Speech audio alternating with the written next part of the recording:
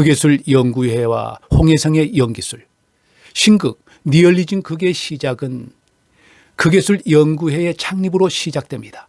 일제강점기에 최고의 명문대를 졸업한 창립 멤버는 이 식민지 상황에 무엇을 할 것인가를 깊게 생각하게 됩니다.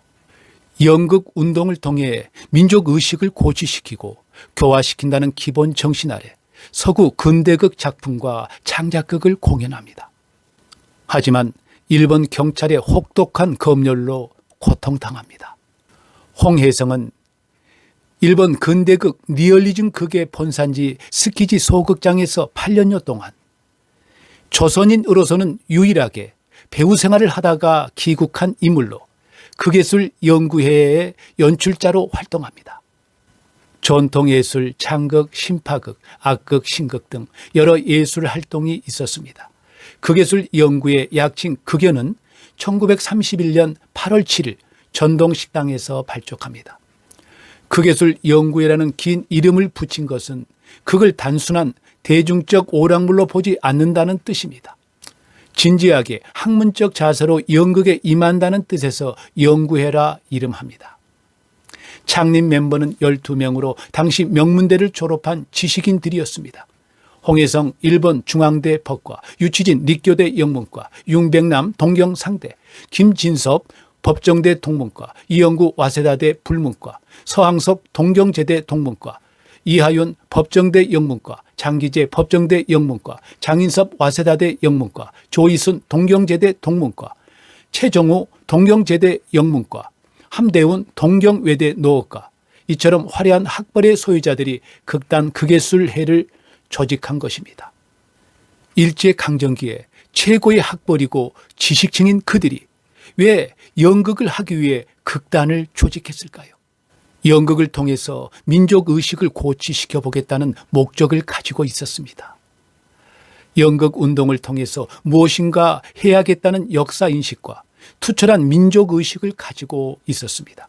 그들은 아일랜드의 작가와 연극인들이 연극 운동을 통해서 민족을 자각시킨 일을 타산지석으로 삼았습니다. 그들이 구미 근대극 작품을 택해서 공연한 것도 서구 연극의 본질을 배우기 위한 것이었습니다. 창단 멤버 12명 중 실제적으로 무대 경험이 있는 사람은 홍해성과 윤백남 뿐이었습니다. 홍해성은 일본 근대극 리얼리즘 극의 본산지 스키지 소극장에서 8년여 동안 조선인으로서는 유일하게 배우 생활을 하다가 귀국한 인물입니다. 극예술연구회는 공연을 위해 22명의 연구생을 모집하여 제1회 하계 극예술연구회를 개최합니다. 연극의 기초가 되는 희곡론, 동서연극사, 배우, 연출, 연기론, 분장, 표정, 발성법 등을 연구생들에게 가르칩니다. 창립 첫 공연으로 러시아의 극작가 고골리가 쓴 검찰관 5막을 홍해성 연출로 수개월의 연습 끝에 1932년 5월 초 조선극장에서 역사적인 막을 올립니다.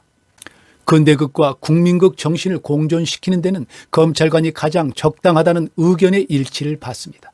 그리고 당시 일제 경찰의 검열이 철저했기 때문에 그것을 통과하기 위한 방편이었습니다. 다행히 검찰관은 희극이기 때문에 부패 관리를 일제에 빗대어 신랄하게 비판하면서도 웃음으로 끝낼 수가 있었습니다.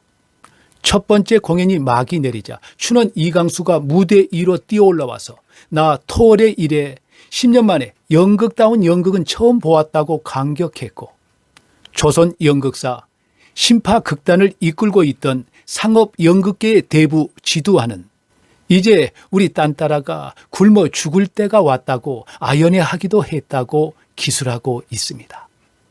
이 공연으로 극연은 일약 연극 문학의 주목을 받게 됩니다.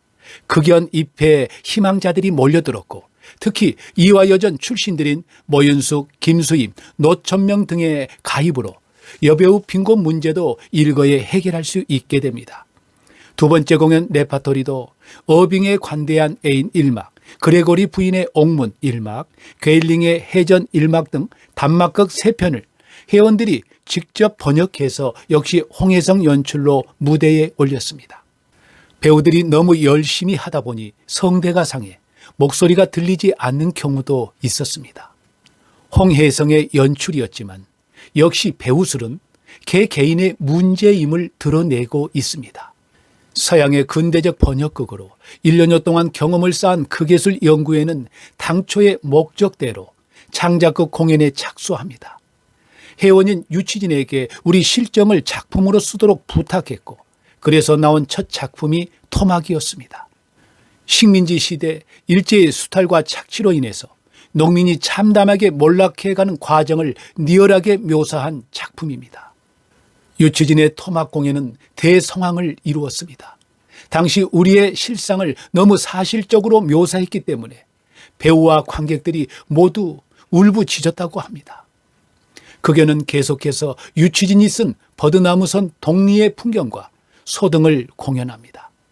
당시 우리 창작극은 일본 경찰의 검열 때문에 큰 고통을 받습니다. 검열이 얼마나 심했는지 소공연에서 잘 드러납니다.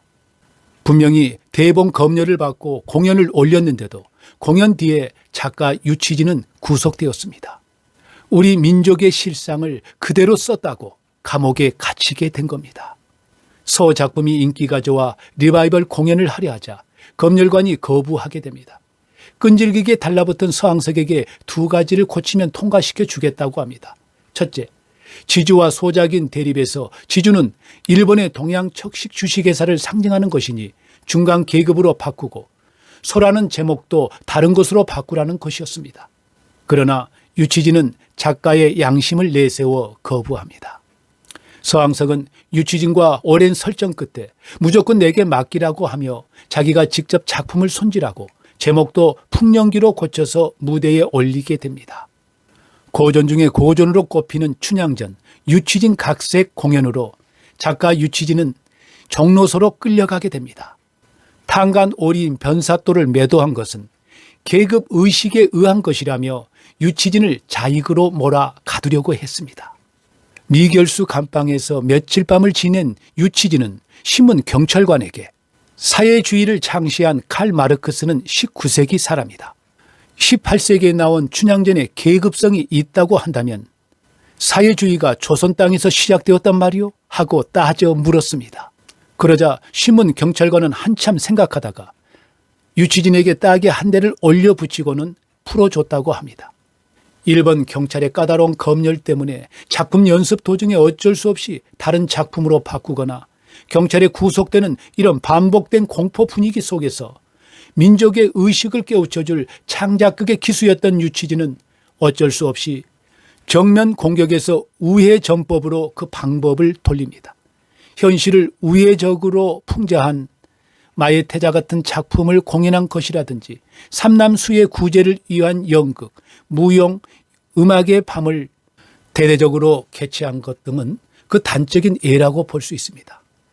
식민지 치하에서 감방에 구속되는 공포 분위기 속에서도 연극을 포기하지 않고 이어져 왔지만 가장 현실적인 경제 문제, 어찌됐든 그 시절에도 밥은 먹고 살아야 했기 때문에 극연은 경제적으로 크게 힘들어합니다.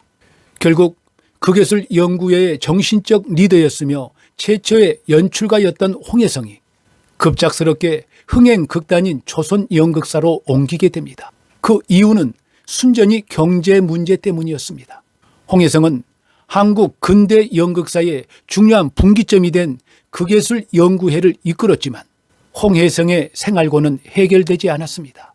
홍혜성은 1934년 말까지 극예술 연구회 제7회 공연까지 연출을 하고 흥행 극단인 조선 연극사에서 충분한 급료를 받고 연출부로 옮겨갑니다. 극예술 연구회의 연출을 위해 유치진은 일본으로 가서 연출 수업을 받고 옵니다. 그 뒤로 극연의 연출은 극작가 유치진과 서항석 등이 번갈아하기 시작합니다. 1931년 7월에 발족되어 1939년 5월에 강제 해산 당할 때까지 만 8년 동안 신극뿐만 아니라 근대 문예 운동으로서도 이정표를 세우게 됩니다. 신극 최초의 연출자인 홍혜성의 연기술은 배우 훈련을 위한 교과목을 전문적으로 언급하는 가운데 무대화술의 필요성에 각별한 주의를 기울인 최초의 연극인입니다. 1929년에 연극학교의 필요성을 언급하는 중에 연극학교를 교무부와 연기부, 무대부로 나누고 연기를 위한 교과목으로는 조선어, 배우 형태, 음악적 교양, 표정 연구, 배우 외장론, 이 중 무대 화술에 해당하는 조선어의 세부 전공을 다시 1. 표현술, 2. 발성법, 3. 과백의 연구, 과는 짓, 즉 몸으로 동작하는 것, 4. 문법, 수사법, 어휘, 5. 문학의 종목과 문체 연구, 기억 연습, 방언 연구, 6. 고대 시조 연구, 7. 즉흥적 대화, 기지의 훈련, 기타 연습으로 구분함으로써 홍해성은 우리의 무대화술 훈련 체계를 위한 방향성을 제시하였습니다. 홍해성이 동양극장의 연출부 및 무대 지도부로 참여하면서 주로 연출 지도와 배우들의 연기 훈련을 맡았습니다. 홍해성은 배우들에게 시계바늘, 무대 호랑이라는 별명을 가졌으며 그만큼 명확하고 매사에 충실한 것을 소중히 여겼습니다. 홍해성은 공연할 작품의 연출 대본을 처음부터 정확하게 만들어 가지고 배우들로 하여금 언제나 그대로 반복 연습하도록 지도하였습니다. 화술 동작에 세심하게 주의를 기울였으며 개성을 잘 드러내는 분장법을 직접 지도하고 때로는 손수해 주었다고 합니다. 동양극장에 7년간 종사하면서 400여 편의 작품을 연출한 홍해성은 동양극장의 전성시대를 연극은 관중에게 예술적 향락과 인심의 개성과 지적 자극의 원천으로서 교화기관의 문화사업이었다라고 스스로 평가하고 있습니다. 홍해성은 배우들의 생활태도와 마음가짐에 대하여도 각별히 지도했습니다. 언제나 차림새가 단정하고 난관은 신사적으로 대할 것이며 인격적으로 어긋난 일을 절대로 해서는 안 되며 배우는 항상 노력함으로써 모든 시민들에게 모범적인 예술가로 존경받도록 해야 한다고 말씀하셨습니다. 극예술 연구회의 연극은 대중적 오락물로 보지 않고 진지하게 학문적 자세로 임한다.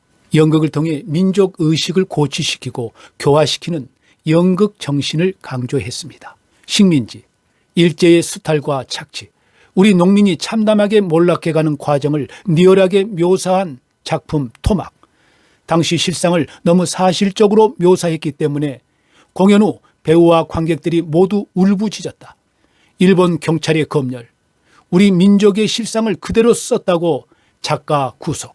해방이 되고 79년이 흘렀는데 민족의식을 고취시키고 교화시킬 수 있는 연극 작품은 없습니다. 2024년 대한민국의 연극은 예술이라는 가면을 쓰고 돈벌이에 급급합니다. 연극인도 잘 모르는 예술 연극도 좋지만 사람으로서 사람다운 정신을 잃고 자본주의에 매몰되어 가는 국민의식을 일깨워줄 수 있는 연극 작품 필요합니다. 국민의 실상과 사회와 시대를 있는 그대로 비춰주는 거울 역할을 충실히 하는 연극 작품도 간절합니다.